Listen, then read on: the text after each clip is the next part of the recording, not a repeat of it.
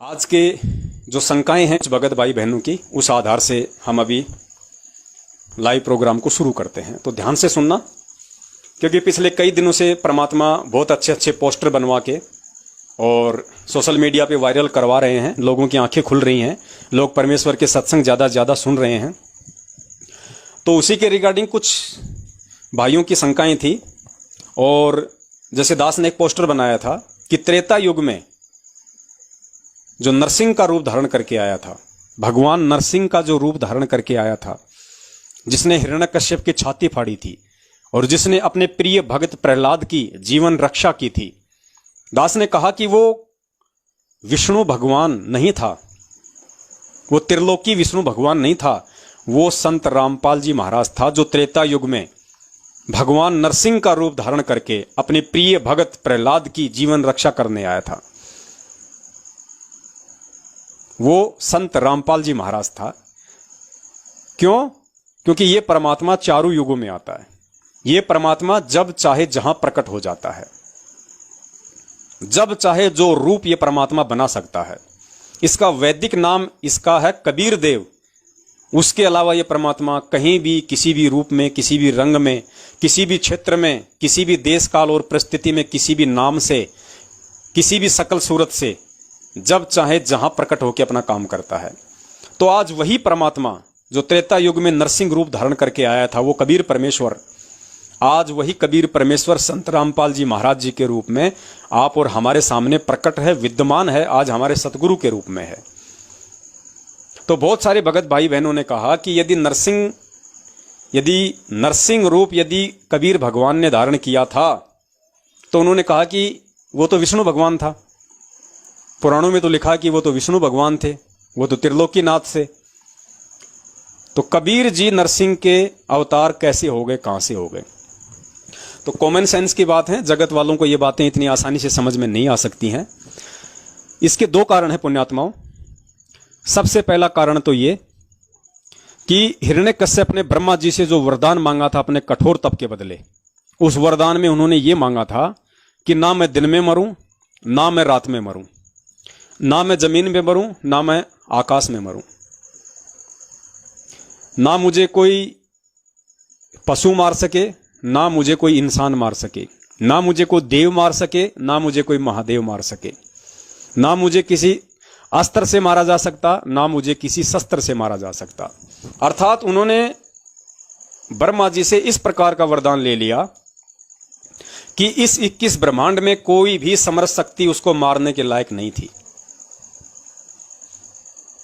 इसलिए उस कबीर परमेश्वर को नरसिंह रूप धारण करके और अपने प्रिय भक्त प्रहलाद की जीवन रक्षा के लिए, हालांकि जो प्रहलाद जी थे वो त्रिलोकीनाथ विष्णु भगवान का ही जाप करते थे, उनकी भक्ति करते थे, लेकिन ये परमपिता परमेश्वर तो सबका भगवान है, चारों युगों में आता है, सृष्टि का रचनहार है।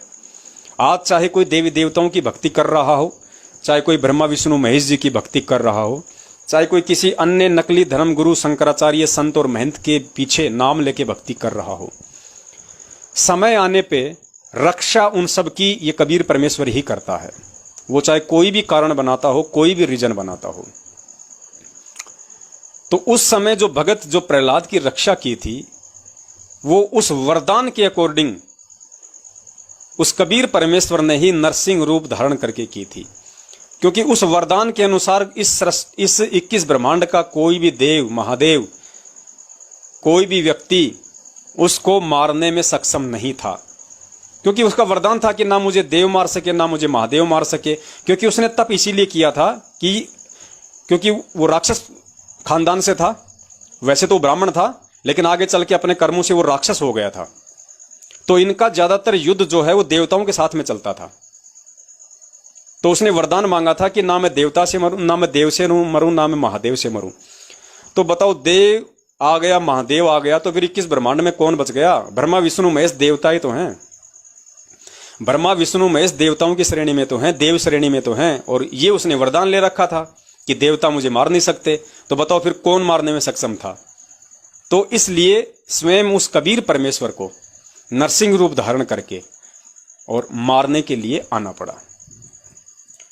दूसरा, एक छोटा सा एक भजन है किसी सांसारिक भाई का, वो कोई भगत नहीं है, उससे भी आपको अच्छे से समझ में आएगा, क्योंकि लोगों ने भी इन सभी कहानी किस्सों के ऊपर भजन बना रखे हैं। तो उससे भी आपको समझ में आएगा कि वास्तव में हिरण्यकश्यप की त्रेता युग में किसने मृत्यु की थी, किसने उसको मारा था नरसिंह रूप धारण करके। अब ये तो कोई भगत नहीं है जिसका अभी आप ये भजन सुनेंगे, ये तो कोई संत रामपाल जी महाराज जी का भगत नहीं है। ये भी अपने भजन में यही कह रहा है, और भजन की छोटी सी लाइन है, सिर्फ वही मैं आपको सुनाऊंगा।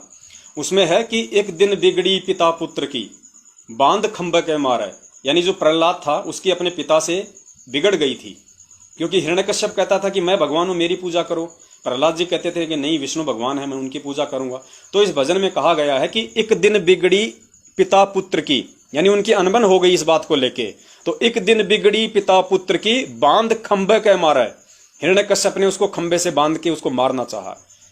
तो इस भजन में कहा गया है कि एक दिन बिगड़ी पिता पुत्र की, बांध खंभे के मारे, अपने भगत की सहाय करने नरसिंह रूप धारे। फिर आगे क्या बोला है भजन में, गुरु थारे बिना बिगड़ी ने कौन संवारे। मतलब ये नहीं कहा कि विष्णु थारे बिना बिगड़ी ने कौन संभाले, ये जगत के लोग हैं, ये भगत नहीं हैं। ये भी यही कह रहे हैं, क्योंकि इनसे परमात्मा बुलवाता है। ये कह रहा है कि गुरु थारे बिना बिगड़ी ने कौन संवारे। तो गुरु कौन? वो कबीर परमात्मा का उसने अपने भजन में फोटो लगा रखा है। तो इससे भी आपको दृढ़ता आएगी, थोड़ा हकीकत का आपको पता चलेगा। थोड़ा ये भजन की 2 लाइन आप जी सुनिए।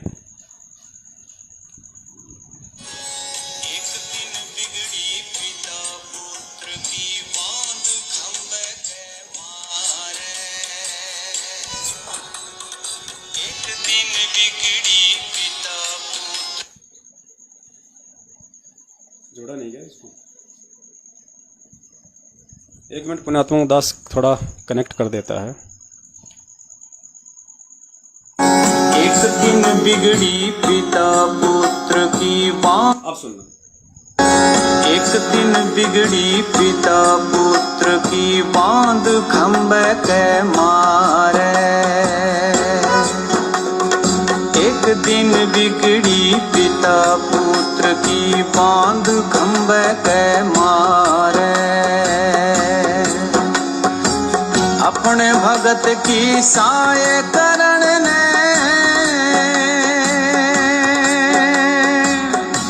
नरसिंह देहि धारे, गुरु थारे बिना बिगड़ी ने कौन सुधारे। गुरु थारे बिना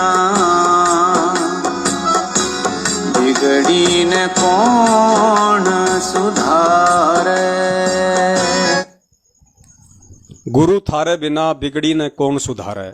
एक दिन बिगड़ी पिता पुत्र की, बांध खंभ के मारे। अपने भगत की सहाय करण ने नरसिंह रूप धारे, गुरु थारे बिना बिगड़ी ने कौन सुधारे। अब ये जगत वालों के भजन हैं, पवन दास के भजन नहीं है, संत रामपाल जी महाराज जी के भगत नहीं है। लेकिन हमने जो निष्कर्ष लेना था इस भजन से वो ये लेना था कि त्रेता युग में नरसिंह रूप त्रिलोकीनाथ भगवान विष्णु ने नहीं, बल्कि सबके नाथ, सारी सृष्टि के नाथ उस कबीर परमेश्वर ने धारण किया था, जो आज सतगुरु रामपाल जी महाराज जी के रूप में 8 सितंबर 1951 से धरती पे पुनः प्रकट हैं।